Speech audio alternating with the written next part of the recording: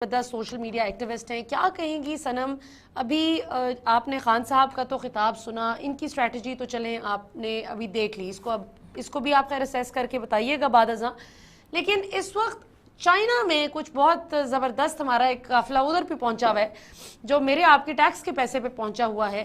اس حوالے سے آپ کیا کہیں گی؟ پی ڈی ایم کی جو حکومت ہے, حکومتی اتحاد, ان کی موجودہ اسٹریٹجی کو آپ کس طرح سے دیکھتی ہیں اور کس طرف چیزیں جاتی ہوئی نظر آ رہی ہیں؟ ملیہ, جو سارا لوگوں میں غصہ ہے نا وہ اسی چیز کا ہے کہ آپ عوام کو یہ بتا رہے ہیں کہ ہمارے پاس زہر کھانے کے پیسے نہیں ہیں, اور آپ کبھی جہاز بھرتے ہیں اور لندن چلے جاتے ہیں کہ جی ہماری بہت ضروری میٹنگ ہے وہاں پہ. اب آپ نے چائنا گئے اور آپ 50 لوگوں کو ساتھ لے کر گئے ہیں, مطلب ایک غریب ملک کو جن کے پاس آپ کہیں کہ آپ ایک چائے کی پیالی اگر 2 پیتے ہیں تو وہ 1 کر دیں, اور ہمارے پاس زہر کھانے کے پیسے نہیں, آپ 1 روٹی 4 لوگ مل کے کھائیں, اور وہاں پہ 50 لوگوں کا جہاز بھر کے چائنا چلا جائے. مطلب لوگوں میں اسی بات کا غصہ ہے کہ ہم لوگ وہ قرضے اتارے ہیں جو ہم نے لیے بھی نہیں ہیں, مطلب جو قرضے ہم پہ لگے بھی نہیں ہے, ہمارے نام پر لیے گئے ہیں اور وہ پیسہ چوری ہو گیا ہے, مگر ٹیکس کی صورت میں وہ پیسے ہم واپس اتار رہے ہیں. اور پھر ایسے میں آپ لوگوں کو بتاتے ہیں کہ آپ سوال بھی نہیں کر سکتے. اب اگر آپ سوال کریں گے, آپ کوئی قیاس رائے بھی کریں گے تو 7 سال کی سزا ہے جی آپ کو. مطلب یہ تو مجھے بہت ہی مذاقیہ بات لگی ان کی کہ آپ لوگوں کو سوال کرنے کا حق بھی نہیں دے رہے. مطلب آپ لوگ جو کرنا چاہ رہے ہیں وہ کھلے عام کریں اور کوئی آپ کو پوچھنے والا نہ ہو, سوال کرنے والا نہ ہو. آپ کی اربوں کی کرپشن پہ آپ کو کوئی سوال کرنے والا نہ ہو, جن فلیٹس میں رہ رہے ہیں ان پہ کوئی پوچھنے والا نہ ہو, کیونکہ آپ کیا کریں گے کہ آپ تربیت کے سرٹیفکیٹ لے کے گھومیں گے ہاتھ میں, وہ پکڑا دیں گے کہ جی ہم سے سوال کیسے کر لیا, ان کی تو تربیت ہی ٹھیک نہیں کر رہے عمران خان ہمیں سچ بولنا سکھا رہے ہیں نا, وہ ہمیں سوال کرنا سکھا رہے ہیں کہ ہمارا حق ہے, اگر ہمارا حق ہے تو ہم اس کے لیے کیوں نہ سوال اٹھائیں, ہم اس کے لیے کیوں نہ آواز اٹھائیں. بالکل, دیکھیے سوال پوچھنا تو جمہوریت کا حسن ہے, اور سوال کا جواب دینا بھی جمہوری لیڈرز کا شیوا ہونا چاہیے, ہوتا آیا ہے. یہ تو پہلی مرتبہ ہم دیکھ رہے ہیں اس طرح سے کہ عوام کو جس جبر کا نشانہ بنایا جا رہا ہے, جو صحافی سچ بولنے کی جرت کرے اسے دھمکیاں دینا شروع کر دو, جو صحافی سچ کا ساتھ دیتے ہوئے حقائق سامنے رکھے اور جس پارٹی میں بھی جو کرپٹ عناصر موجود ہوں ان کو سوال کرے. ارشد شریف کی مثال اس میں ہمارے سامنے ہے, تو ان کو اس حد تک ٹارچر کر دیا جائے کہ وہ پاکستان کی زمین ان پر تنگ کر دی جائے, اور بعد ازاں کہا جائے کہ کوئی خطرہ نہیں تھا ارشد شریف کو. کیا بات کرتے ہیں صاحب. 14 جولائی کو ارشد شریف نے خط لکھا تھا اور باقاعدہ مطلع کیا تھا صدر پاکستان کو کہ ان کی جان کو خطرہ ہے, اور بعد ازاں 15 جولائی کو صدر پاکستان نے شہباز شریف صاحب کو خط لکھ کر اس حوالے سے مطلع کیا اور ضروری اقدامات لینے کے لیے کہا. اور پھر 5 اگست کو باقاعدہ ایک تھریٹ الرٹ جاری ہوتا ہے D I G counter terrorism department کی جانب سے, جو کہتے ہیں کہ ارشد شریف کی جان کو خطرہ ہے.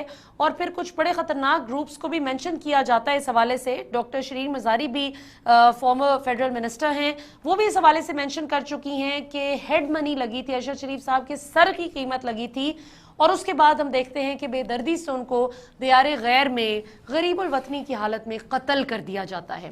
تو عمران خان صاحب نے آج جہاں بڑا خوبصورت طریقے سے خراج تحسین پیش کیا ارشد شریف صاحب شہید کو, وہیں کل میرے انٹرویو میں خان صاحب نے شہید ارشد شریف صاحب کے اعزاز میں ایک نئی یونیورسٹی بنانے کا اعلان کیا ہے کہ انشاءاللہ اللہ تعالیٰ ان کو موقع دیں اور اگر وہ اقتدار میں آتے ہیں تو وہ ایک نئی بڑی یونیورسٹی بنائیں گے صحافت کے لیے, جس کا نام ہوگا ارشد شریف یونیورسٹی آف جرنلزم, تاکہ پاکستان کا ہر بچہ جان لے کہ ارشد شریف کون تھا, اس نے پاکستان کے لیے کیا کیا, اور صحافت پڑھنے والے ہر بچے کو پتا ہو کہ اس نے ارشد شریف بننا ہے, اس نے کوئی کمپرومائز نہیں کرنا باطل کے آگے.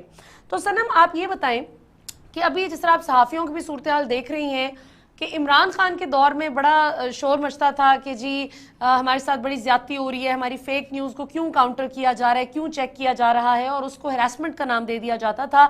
اور اس میں خیر کچھ خواتین نے بھی بڑا ایول رول پلے کیا معذرت کے ساتھ کہ عورت کارڈ بیچ میں لے آئیں اور اپنی فیک نیوز پکڑی گئی, یا اپنی کوئی آپ کی غلط پریکٹس پکڑی جائے تو آپ اس کو ہراسمنٹ کا نام دے دیں.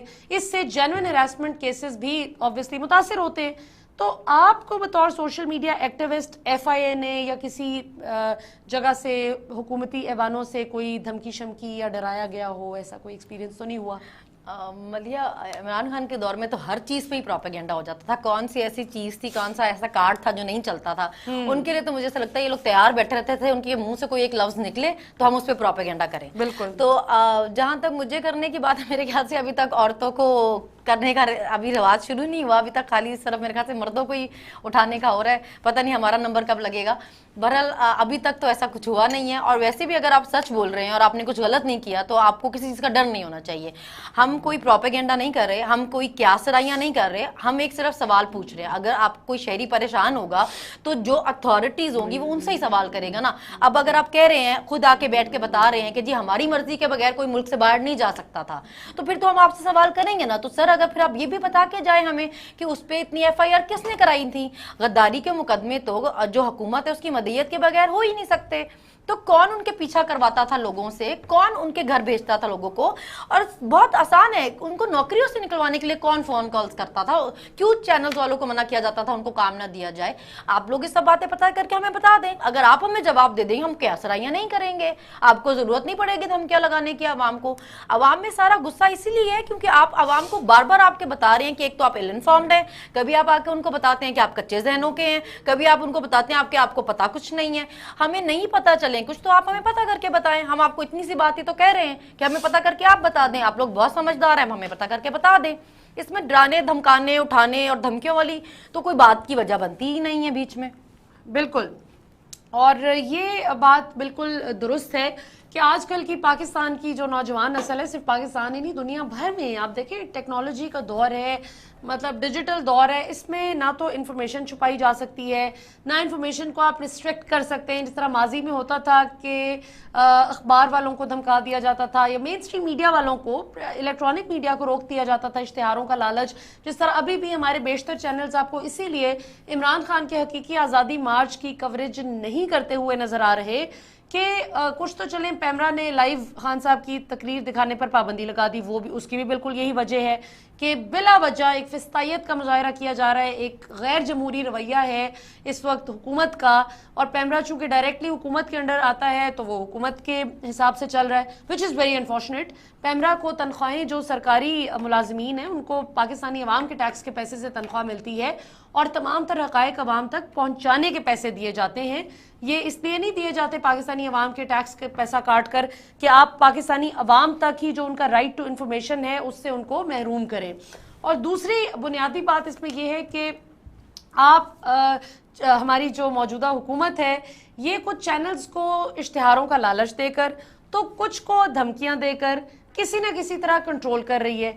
और ये बात हवा में नहीं है, जाहिर है मेरा ताल्लुक मीडिया इंडस्ट्री से है, हमारे कई चैनल मालिकान जानने वाले हैं, कई हमारे फेलो जर्नलिस्ट हैं जो मुख्तलिफ चैनल्स में काम करते हैं, तो हम तक सारी खबरें पहुंचती हैं कि कैसे नून लीग का प्रोपेगेंडा लाइन टो करने के लिए मजबूर किया जाता है जर्नलिस्ट को, कैसे उनको फोर्स किया जाता है कि अगर आप ये नैरेटिव नहीं लेंगे तो फिर आप नहीं चल सकते। और हमसे बेहतर कौन जानता है, मुझे और इमरान रियाज खान को रिजीम चेंज ऑपरेशन से 2 दिन पहले ऑफ एयर कर दिया गया था। अभी रिजीम चेंज हुई नहीं थी और 2 दिन पहले ऑफ एयर कर दिया गया था इस डर से कि ये सवाल उठाएंगे। तो अब माशाल्लाह मुझे बहुत खुशी होती है कि इमरान रियाज खान बोल न्यूज़ पर उससे ज़्यादा दबंग अंदाज में सवाल पूछते हैं। और अरशद शरीफ का भी यही जुर्म था कि वो सवाल पूछते थे। और अब पाकिस्तानी अवाम अपने उन सहाफ़ियों के साथ डट कर खड़ी है इंशाल्लाह सीसा पिलाई दीवार बनकर कि जो सवाल पूछने की जुर्रत रखते हैं और जो बातिल के आगे झुकते नहीं हैं। अच्छा ये बताएं सनम कि अगर आप एक तकाबली जायज़ा मैं आपको लेने के लिए कहूँ बतौर सोशल मीडिया एक्टिविस्ट कि इमरान खान दौर में और अभी मौजूदा दौर में आप कोई चीदा इसके अलावा आज़ादी सहाफ़त के अलावा 4-5 कोई फ़र्क बताएं जो आपने महसूस किए हों, तो वो क्या होंगे? देखिए अभी जो हो रहा है ऐसा तो कभी भी नहीं हुआ। अब जो हो रहा है इसमें तो मतलब हम हैरान रह गए। जो 23-24 को हुआ वो हम लोगों ने सफ़र किया क्योंकि हमारे घर में भी घुसे रात में 2:30 बजे। तो ये हमने चीज़ें पहले देखी ही नहीं थी, हमें ये चीज़ें पता ही नहीं थी। अभी जिस तरह लोगों को टॉर्चर किया जा रहा है, उठाया जा रहा है, ये भी पहली दफ़ा सुनने में ही आ रहा है हमारे। तो हमें तो इससे पहले ये चीज़ें नहीं पता थी क्योंकि बेसिकली हमें पॉलिटिक्स में भी इससे पहले इंटरेस्ट नहीं था। अभी जो इन लोगों को बहुत घबराहट है वो इसी चीज़ की है कि ये तो औरतें भी पॉलिटिक्स में इंटरेस्ट लेने लग गई है ना। तो ये जो अब 2 खानदान है सिर्फ طرف یہ جو جن کی بادشاہت خطرے میں ہے 40 سال کی، ان کو گھبراہٹ ساری اسی چیز سے ہی ہے. اور ابھی جس طرح ہمیں عمران خان کے دور سے اس چیز کی عادت ہو گئی تھی، جیسے وہ کسی کو چائے بھی نہیں پوچھتے، مطلب ہماری میٹنگ بھی تھی، وہاں پہ پانی پڑا ہوا تھا پیچھے ٹیبل پہ، جس نے پینا خود جا کے پی لو. ابھی جس طرح شاہ خرچیاں ہو رہی ہیں کہ آپ ایک غریب ملک ہوں اور آپ کی جو عیاشیاں چل رہی ہیں، آپ کی جو شاپنگز چل رہی ہیں اور آپ کے جو ٹورز چل رہے ہیں اور ختم ہی نہیں ہو رہے، مطلب 6 مہینے میں اس ملک کے لیے کوئی ایک کام نہیں ہوا، کوئی ایک چیز نہیں ہوئی جس کے لیے آپ لوگ 4 مارچ کر کے آئے تھے، کوئی ایک کام نہیں کر سکے آپ. اور آپ کیا کر رہے ہیں؟ آپ صرف ٹرپ پہ ٹرپ کر رہے ہیں، آپ ٹورز پہ ٹورز کر رہے ہیں اور 50 لوگوں کا کر رہے ہیں. پہلے ہم لوگوں کو یہ نہیں پتا تھا کہ ہمارے رائٹس کیا ہیں، جیسے ہمیں یہ نہیں پتا تھا کہ ہمارے ٹیکس کا پیسہ ہے، یہ جو سرکاری ملازمین ہیں ان کے ہمارے پیسوں سے ان کی تنخواہیں جاتی ہیں، سب سے ہمیں سوال کرنے کا نہیں پتا تھا. اب جیسے میں کل کامران شاہد کا سن رہی تھی، وہ کہہ رہے تھے کہ جی ان کی سوشل میڈیا ٹیم جو ہے یہ اپنے پیرنٹس سے بھی ایسے بات کرتے ہوں گے یا والدین سے بھی ایسا کرتے ہوں گے. تو والدین سے سوال کرنا کوئی گناہ نہیں ہے، کوئی ناجائز چیز نہیں ہے. بہت چیزیں ہمیں بچے بتا دیتے ہیں کہ یہ ایسی نہیں، یہ ایسے ہوتا ہے. ہم بہت چیزیں بچوں سے سیکھتے ہیں، بہت چیزیں بچے ہم سے سیکھتے ہیں. اگر آپ یہ کہیں کہ جی میں کیونکہ بڑا ہوں اور مجھے کوئی کچھ نہیں بتا سکتا کیونکہ میں بہت بڑی چیئر پہ بیٹھا ہوا ہوں تو مجھے سب پتا ہے، تو آپ لوگوں کی آوازیں اس طرح نہیں دبا سکتے خود کو لوگوں کو یہ بتا کے کہ تم لوگ چھوٹے ہو اور میں بہت بڑا ہوں. آپ کو سننا پڑے گا نا، لوگوں ہر کسی کا ایک اوپینین، آپ ان کو موقع دیں بات کرنے کا.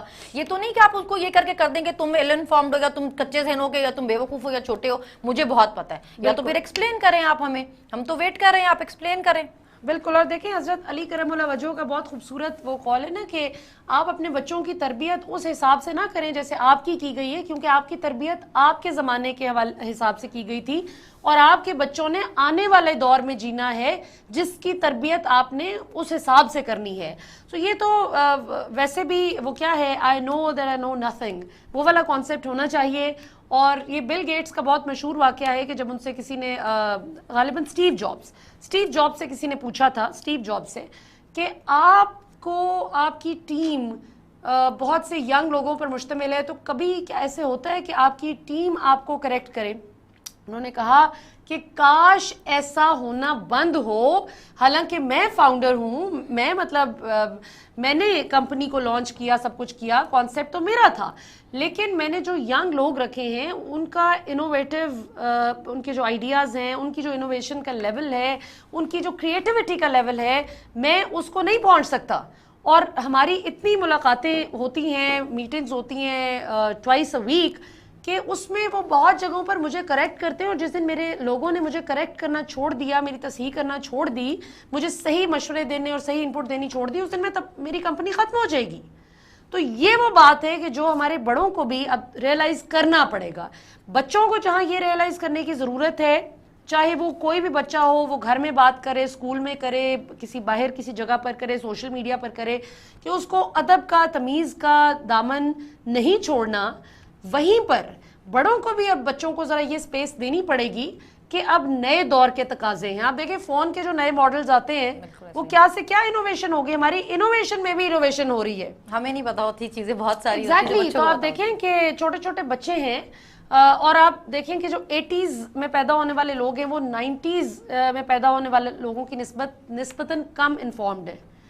90s میں پیدا ہونے والے لوگوں کی نسبت 2000 والے جو ملینیلز ہیں ان کو زیادہ چیزوں کو پتہ ہے. اور ابھی تو حد ہو گئی ہے ماشاءاللہ کہ ابھی تو 5-6 سال کا جو بچہ ہے وہ ساروں سے ہی آگے نکل گیا ہے. تو اس لیے بجائے اس کے کہ اس بات پر کڑھا جائے یا ناراض ہوا جائے کہ بچے کیوں اب انوالو ہو رہے ہیں سیاست میں، یا بچوں کو کیا اس سے فرق پڑے کہ پاکستان میں کیا ہو رہا ہے، ماضی میں جو ہوتا تھا وہ اب چیزیں obviously چینج ہو رہی ہیں. اب ناظرین آپ کو فیصل آباد لیے چلتے ہیں جہاں پر اسد عمر گفتگو کر رہے ہیں. جب پاکستان پہنچے تو سانس لیا تو ایسے لگتا تھا کہ آزادی کی سانس ہی الگ ہے، ایک ہوا ہی الگ ہے. لیکن بدقسمتی سے اس کے بعد اس ملک کے اندر جیسے حالات رہے تو یہ ملک کے لوگ حقیقی طور پر آزاد نہیں ہوئے. اس ملک کے فیصلے، اس کی عوام کے فیصلے یا بیرونی آقا کرتے رہے یا بند کمروں کے اندر بیٹھ کر ڈیلیں کر فیصلے ہوتے رہے. اور یہی وجہ ہے کہ پاکستان کے ساتھ جو